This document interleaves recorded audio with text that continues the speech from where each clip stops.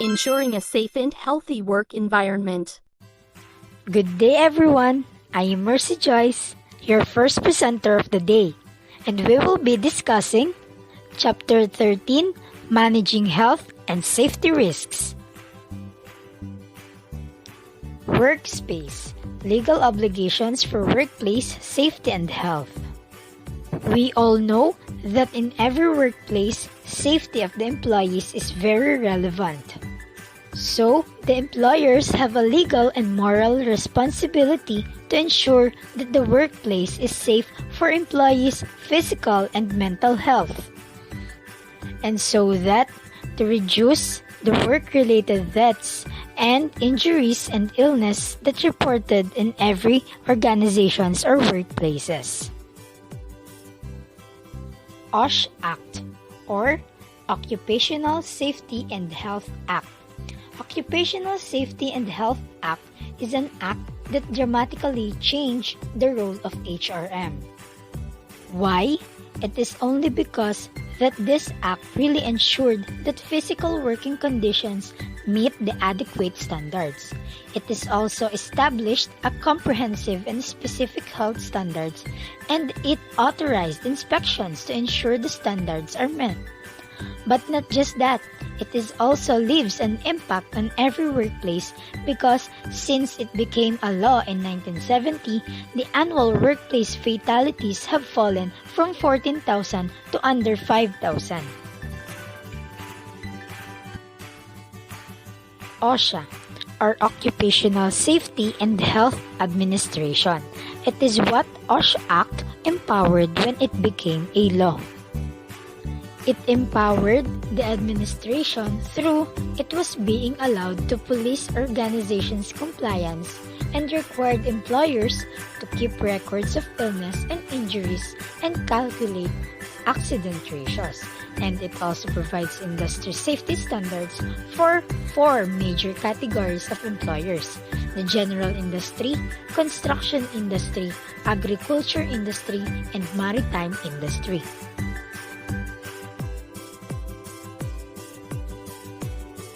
General Duty Clause.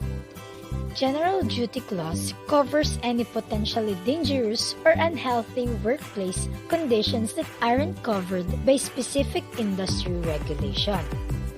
And it also allows OSHA flexibility in regulating any workplace activity and making sure that the safety and health of employees is protected. For example, ergonomic injuries or the MSDs, or what they call the muscular and skeletal disorders that affecting workers as a result of their jobs are covered by General Duty Clause. Staff responsibilities. First, the employers. Second is OSHA. For the employers, they are responsible for knowing standards and ensuring compliance, while on the other hand, OSHA they are the one that develops training and education programs to help employers understand the regulations and stay in compliance.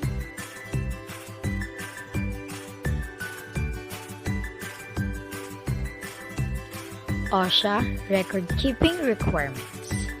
There are forms that are needed or required for record-keeping. It includes the following, which are the OSHA Form 300.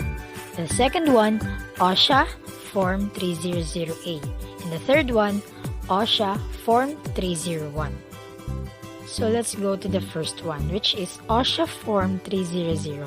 This form is for the log of work-related injuries and illness, while the second one, or the OSHA Form 300A, is for the summary of work-related injuries and illness.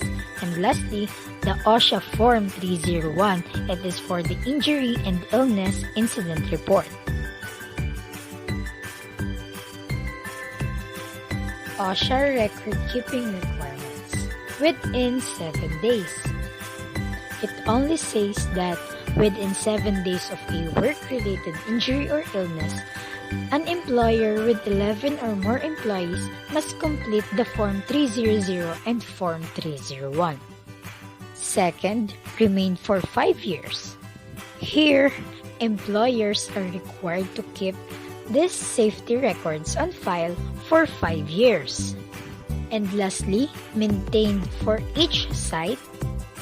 It says here that if an organization has multiple sites, a 300 form or 300 form must be maintained for each site. Still, in OSHA record-keeping requirements, there is what you call the schematic diagram and the incidence rate. But first, let's go to the schematic diagram. It is called the decision tree. Why?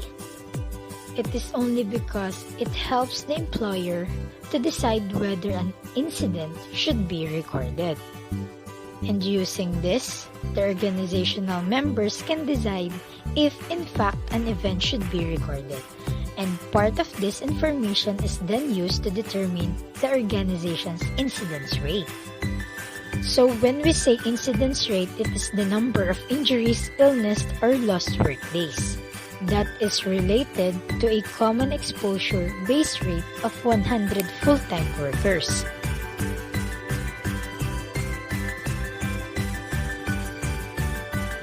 And yes, in determining the incidence rate, we are using the formula N over EH times 200,000, wherein N is the number of the injuries and or illnesses or lost work days, while on the other hand, EH is the total hours worked by all employees during the year.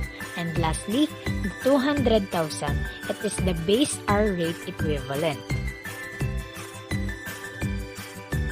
Let's proceed to the next presenter. Hey, I am Emmanuel. As your lecturer, we are going to discuss what is OSHA. OSHA stands for Operational Safety and Health Administration. Congress created OSHA to assure safe and healthful conditions for working men and women by setting and enforcing standards and providing training, outreach, education and compliance assistance.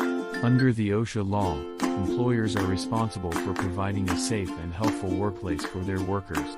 OSHA provides this poster that employers must attach to workplace where employees' rights and employers' responsibilities are spelled out. The poster includes the rights of the employees, such as a safe workplace where employees have the right to raise their health concerns and receive information about the possible hazardous substances in the workplace, and further request for OSHA's safety inspection, identity confidentiality of the employee's complaint and participation in OSHA's inspection, speaking with inspector privately, file a complaint with OSHA within 30 days. See OSHA citations issued to your employer and request copies of medical records and results of safety investigation conducted at workplace. The poster also includes the employer's responsibilities, such as provide employees with a safe workplace free from reciprocated actions from using their rights under the comply with all applicable OSHA standards, report to OSHA all work-related fatalities within 8 hours, and provide training in a language that employees can understand. OSHA investigators' 6 main priorities before pursuing an investigation.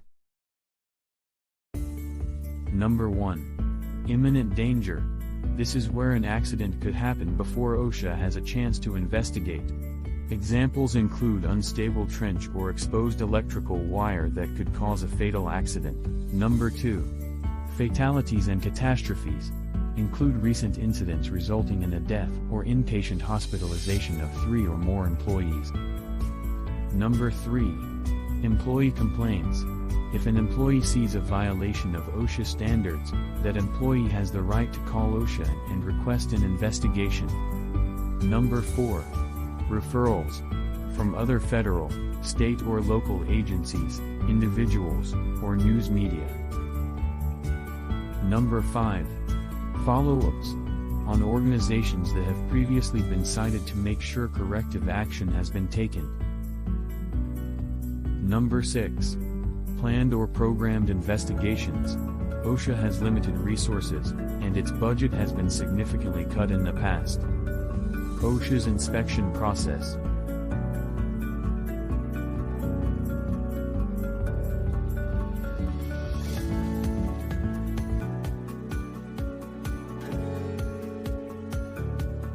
There is a clearly outlined procedure that starts even before OSHA inspectors appear.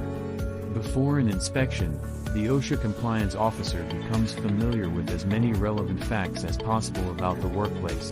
There is no need to be invaded by an army of uncooperative OSHA officers. Number 1. Inspector's credentials. The U.S. Supreme Court ruled in Marshall v. Barlows Incorporated that employers are not required to let OSHA inspectors enter the premises unless the inspectors have search warrant. OSHA inspections are not supposed to be influenced by an employer's request for a search warrant. Number 2. Opening conference. The employer will be given a copy of any employee complaint that may be involved. If the employee has requested anonymity, his or her name will not be revealed. The employer is asked to select an employer representative to accompany the compliance officer during the inspection. An authorized employee representative may also participate. Number 3. Inspection tour. An inspection tour may cover part or all of an establishment, even if the inspection resulted from a specific complaint, fatality, or catastrophe. During the tour, the compliance officer may talk to employees, take photos, and take readings of things like decibel levels and air quality. Number 4. Closing conference. The OSHA compliance officer will cover all unsafe or unhelpful conditions observed on the inspection. The employer is told of appeal rights. Employers may still appeal commission decisions through the federal courts. Although this commission's decisions are generally final, employers can still appeal.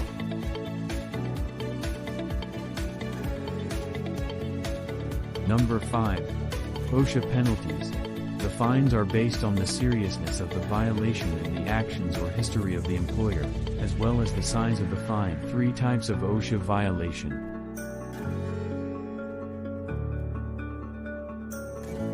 Serious violation. Workplace hazard could have caused serious physical harm.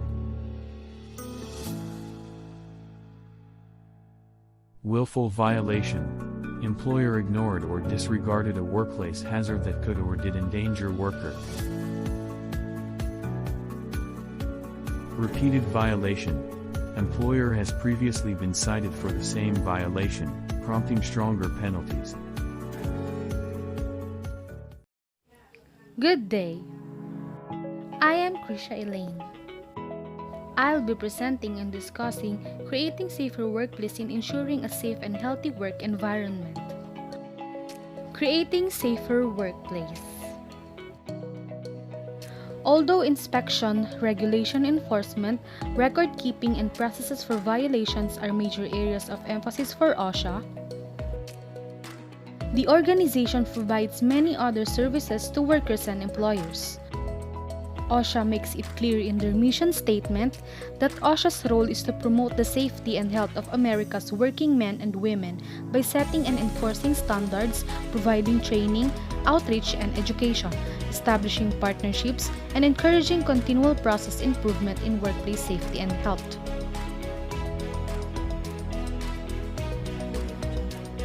But how to achieve this mission? The mission is achieved by providing a variety of services, including researching industries with high injury and illness rates, targeting specific health and safety hazards for improvement, and providing education and training to employees and employers. Industries with a significant number of illness and injuries, as compared with other industries, receive special attention from OSHA with the goal of reducing injuries to employees. Who is the NEP? The NEP, or the National Emphasis Program, identifies major health and safety hazards that require attention.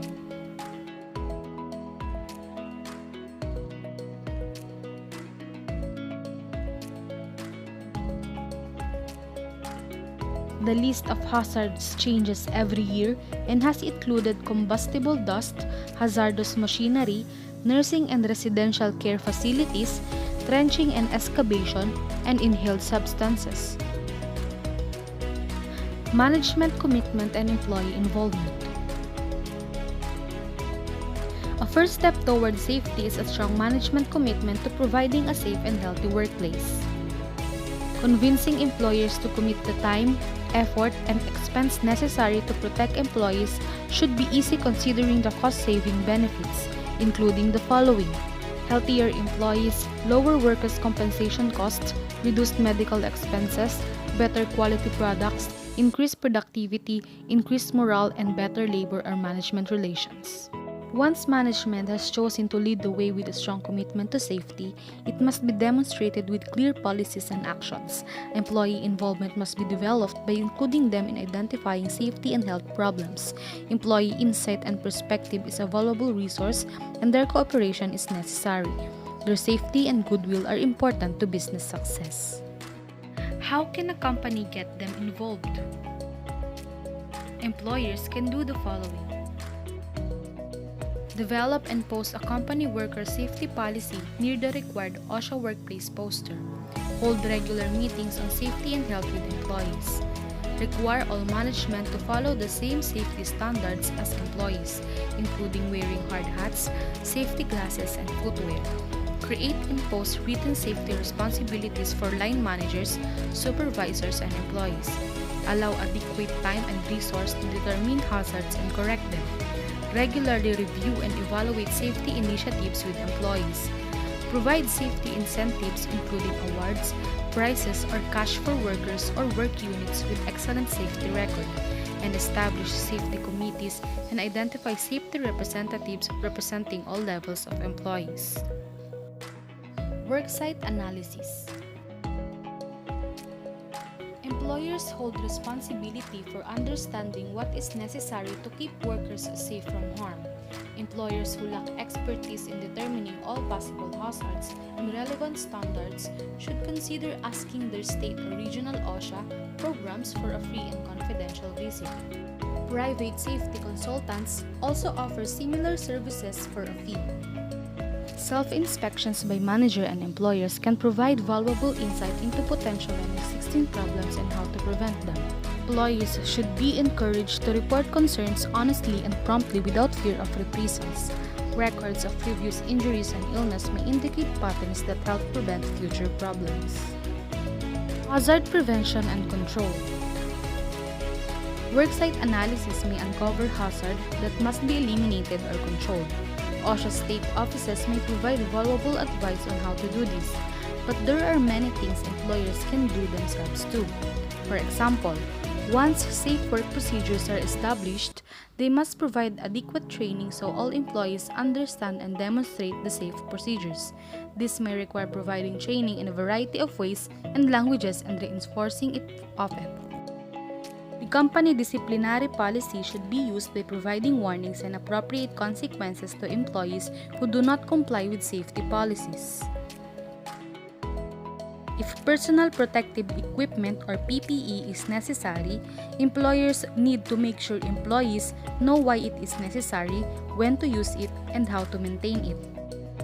Employers with hazardous chemicals in the workplace are required to label them clearly and provide safety data sheets or SDS. Documents identify proper handling of hazardous substances, toxicity, and first aid for accidental exposure, storage, reactivity, disposal, and other information necessary in case of spill or emergency. Complete SDS forms are usually made available by the manufacturer of the chemical product. Companies must maintain equipment regularly to prevent breakdowns and hazardous situations. There needs to be a plan for fires and any natural disasters that an area is likely to experience, and drills should be conducted so employees know how to respond quickly. Employers should consider asking a local doctor to provide assistance in developing a plan for handling first aid or medical emergencies. Training for employees, supervisors, and managers. Owners and managers need to be sure that employees understand possible workplace hazards and are trained in how to handle them.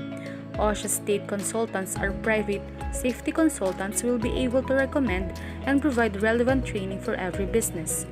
An employer should attempt to make training memorable by making it interesting and interactive, and they shouldn't forget to provide training to new employees or employees who are moving to new jobs.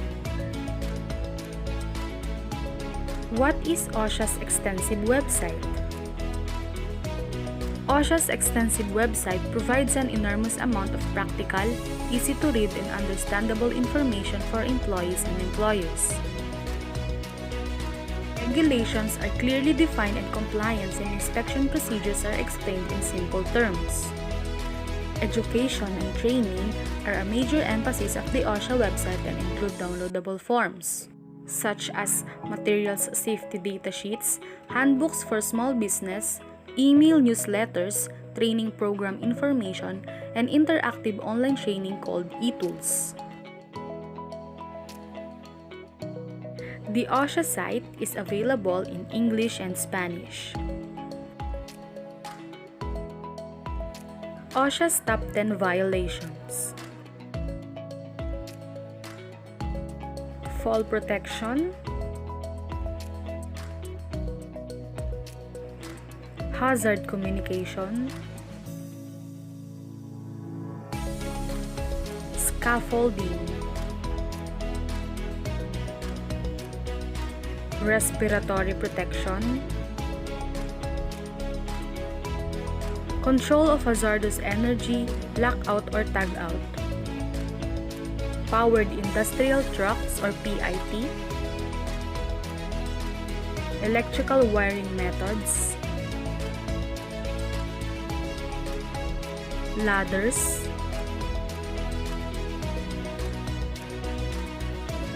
machine guarding,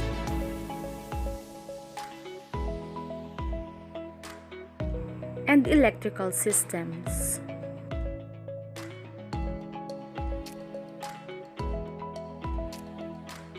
While employers provide all the safety equipment required, sometimes accidents happen. In many cases, the cause is human error. As this window washer knows, there's a little margin of error before an accident happens. The National Institute for Occupational Safety and Health, or NIOSH, is the government agency that researches and sets OSHA standards. Hello, I am Jennifer V. De Los Reyes, your next presenter. Health and safety issues. Safety is everyone's responsibility and should be part of the organization's culture. Top management must show its commitment to safety by providing resources to purchase safety devices and maintaining equipment. HRM should provide training and make sure that safety is a part of every employee's performance goals. Employers must always be aware of trends and developments that may produce concerns for the health and safety of employees. Here are the several topics of current concern to employers. Workplace violence. Breaking news! The sad examples of horrific workplace violence are: a UPS worker entered the facility where he was recently fired, shot and killed 2 people before taking his own life. A food processing plant employee left the HR office after being fired and beheaded 1 co-worker and repeatedly stabbed another with a knife commonly used for work. A disgruntled employee of a technology company shot and killed 7 co-workers, including the vice president of HR. This is Jennifer V. De Los Reyes, your reporter for today. These recent episodes of violence in the workplace have made us painfully aware that we cannot take safety for granted. These are among the 400 and 500 workplace homicides every year that make the news. Nearly 2 million U.S. workers are victims of workplace violence every year in incidents that don't make the news. According to OSHA, employees at increased risk of violence are workers who exchange money with the public, make deliveries, work alone or in small groups, work late night or early morning hours, or work settings where alcohol is served. This would include restaurant, healthcare and social service workers, prohibition officers, gas and utility employees, letter carriers, and taxi drivers. Organizations must develop a plan to prevent workplace violence before it occurs. This should include a workplace violence prevention policy that outlines the types of behaviors that are prohibited. Examples might include bullying, horseplay, fighting, harassment, threats. Security can be increased to reduce the threats from non-employees. Non-employees should be able to access only the areas necessary, such as a lobby or sales floor. Other areas of the workplace should be restricted to employees with authorized access. Photo ID cards and keycard entry systems, video camera surveillance, and well-lit parking lots all improve employee security. Applicants should be screened for criminal history. Previous employers should be contacted and background checks should be conducted to make sure new hires are of good character. HRM should also train their supervisors to identify troubled employees and refer them to Employee Assistance Programs, EAP. Warning signs may include increased drinking or drug use, reduced productivity, bullying or harassing behavior, withdrawal, depression, or angry outbursts. State laws regarding domestic violence and stalking should be checked to see if employers have any responsibilities, including allowing leave requests for victims. The next current concern to employers is bullying. Bullying isn't much different from workplace violence. Employees suffer abuse resulting in poor morale, reduced productivity, and increased turnover. The problem is that it is often part of organizational culture and is perpetrated by individuals in positions of authority. Definition of bullying according to Workplace Bullying Institute. It is a repeated, health-harming mistreatment of one or more persons, the targets, by one or more perpetrators. Bullies often encourage others to participate in the activities, which can include gossip, targeted unfair criticism, exclusion, or isolation, creating intolerable work conditions or impossible productivity expectations. It is abusive conduct that is threatening, humiliating, or intimidating, or work interference, sabotage, which prevents work from getting done, or verbal abuse. It may be called incivility, personality conflicts, or disrespect, but the goal is to assert control or power over the victim. Tolerating bullying results in increased turnover, absenteeism, lowered productivity, and can result in workers' compensation claims and lawsuits. Employers can reduce bullying behaviors by creating a culture of respect and educating employees on the nature and effects of bullying in the workplace. Creating a policy that explains the definition of bullying with specific examples of behaviors that are not tolerated help bullies and victims to identify it. Procedures for reporting, investigating, and disciplinary actions should be clearly communicated on a regular basis. The next concern topic is the indoor air quality. Unhealthy work environments are a concern to everyone. If workers cannot function properly at their jobs because of constant headaches, watering eyes, breathing difficulties, or fear of exposure to materials that may cause long-term health problems, productivity will decrease. Sick buildings are sometimes referred to those work environments that contains airborne contaminants from office machines, cleaning products, construction activities, carpets and furnishings, perfumes, water-damaged building materials, latex products, air fresheners, microbial growth, and outdoor pollutants. Suggestions for keeping the workplace environment healthy.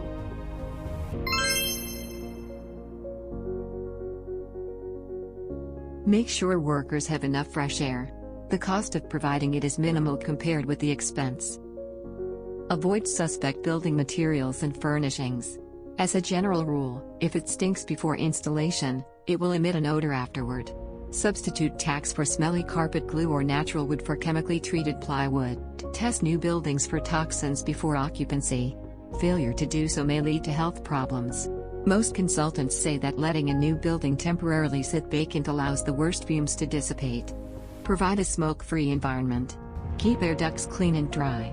Water in air ducts is a fertile breeding ground for molds and fungi. Servicing the air ducts periodically can help eliminate growths before they cause harm. Pay attention to workers' complaints. Dates and particulars should be recorded by a designated employee. Because employees often are closest to the problems, they are a valuable source of information. The smoke-free environment. The dangers and health problems associated with smoking have been well documented, and they translate into a variety of increased costs for employers and employees. Smokers have significantly higher absentee, injury, accident, and disciplinary rates than non-smoking employees. Smokers are also more likely to be admitted to a hospital and have longer hospital stays, which increases costs of employer-provided healthcare coverage. Employers can create policies that set reasonable restrictions on employee behavior in the workplace, including restricting use of mobile phones, e-cigarettes, or any other activity that disrupts the workplace or interferes with employees' ability to do their jobs. Workers that are required to perform prolonged, repetitive physical tasks can be at risk of developing work-related physical injuries called musculoskeletal disorders, MSD, also known as repetitive stress injuries. These disorders include carpal tunnel syndrome, lumbar strain, hernias, and tendinitis. Bureau of Labor Statistics reports that industries with the highest rates of MSD include healthcare, transportation, and warehousing, retail and wholesale trade, and construction. And the last topic of current concern to employers is stress. Stress occurs when we recognize an opportunity, constraint, or demand related to something we want, but we perceive the outcome as both uncertain and important. Stress can manifest itself in both positive and negative ways. Stress is said to be positive when the situation offers an opportunity for one to gain something. However, stress can become negative when constraints or demands are placed on us. Common causes of stress. Task demands relate to an employee's job. They include the design of the person as job, autonomy, task variety and degree of automation, working conditions, and the physical work layout. The more interdependence between an employee's tasks and the tasks of others, the more potential stress is present. Autonomy, on the other hand, tends to lessen stress. Role demands relate to pressures placed on an employee as a function of the particular role he or she plays in the organization. Role conflicts create expectations that may be hard to reconcile or satisfy.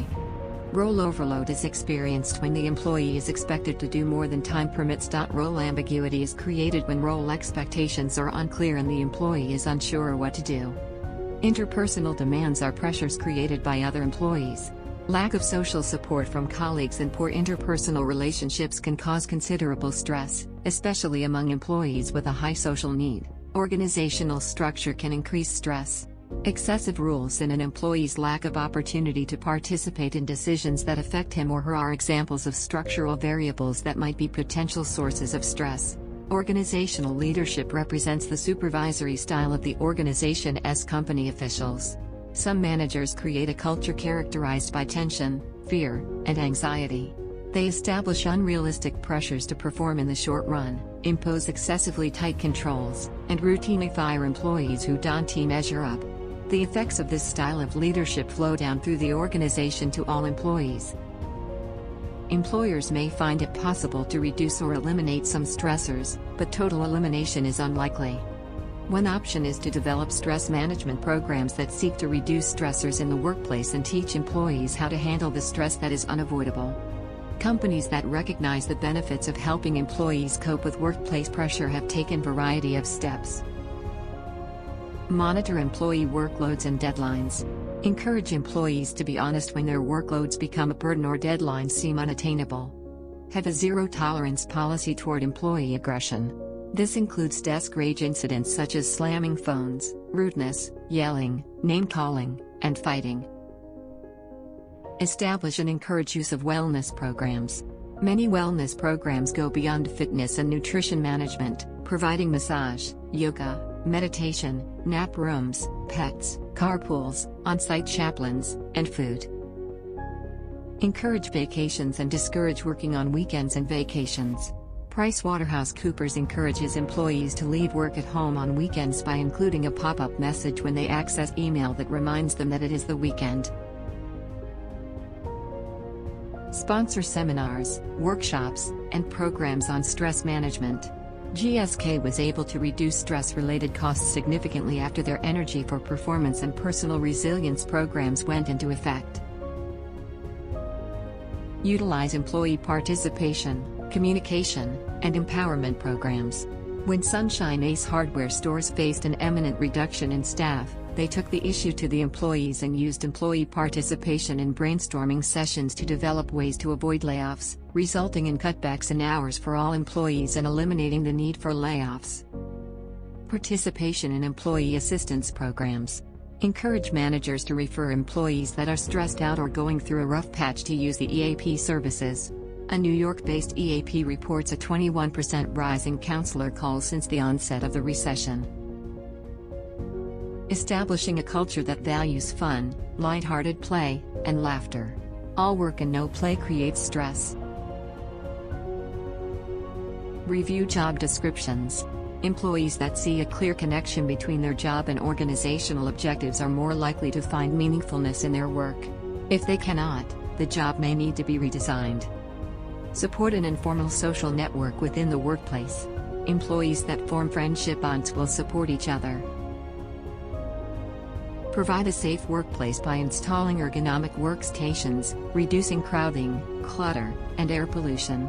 Reduce noise levels by encouraging employees to leave noisy workplaces periodically or using white noise generators or headsets. Establish work-life balance programs such as on-site childcare, health care, or concierge services that assist employees with personal errands such as car repair, travel arrangements, and mailing services. One consulting company allows family members to accompany employees on business travel if it exceeds 2 days. Programs such as exercise, diet, blood pressure control, and smoking cessation can be found in nearly all organizations that offer such assistance to employees, rather than assist employees in preventing such difficulties. That would be all. Thank you. Hi, my name is Jaden, and I am here to discuss all about international safety and health. International safety and health. It is important to know the safety and health environments of each country in which an organization operates. Corporations in Western Europe, Canada, Japan, and the United States put great emphasis on the health and welfare of their employees. Most businesses in less developed countries have limited resources and thus cannot establish awareness or protection programs. Manufacturers with potentially hazardous substances and situations must design and establish international standards. International health issues.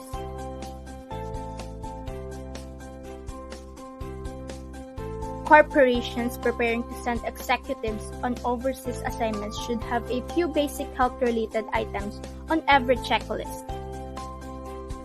Up-to-date vaccinations against infectious disease, a general first aid kit, and emergency plans of employees. Up-to-date vaccinations against infectious disease. Up-to-date vaccinations against infectious disease such as cholera, typhoid, and smallpox. Each country has its own vaccination requirements for entry. The Center for Disease Control, or CDC, website also contains vaccination information for destinations worldwide. A general first aid kit. A general first aid kit. Any prescription drugs should be packed in twice the quality expected to be used and should never be packed entirely in checked luggage. Special items such as disinfectant solutions to treat fresh fruit or vegetables and water purifying tablets should be included. A sanitation system of the host country warrants. Emergency plans.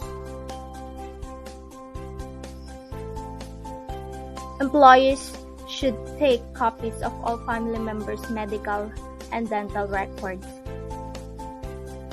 Travel insurance that will provide emergency transportation back to the United States if desired should be purchased.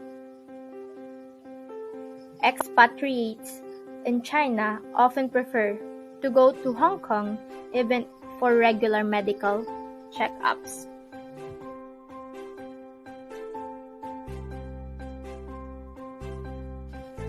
International safety issues. Many corporations offer the following advice for traveling executives: blending in with local populations, which may include wearing low-key, appropriate clothing, not carrying expensive luggage, avoiding luggage tags with titles such as Vice President, and if possible, traveling in small groups.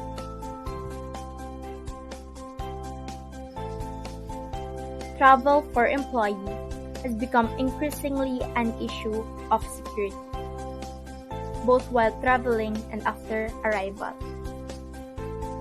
The U.S. State Department provides travel alerts and cautions on its webpage. Individual alertness is the key factor in individual alertness when traveling overseas.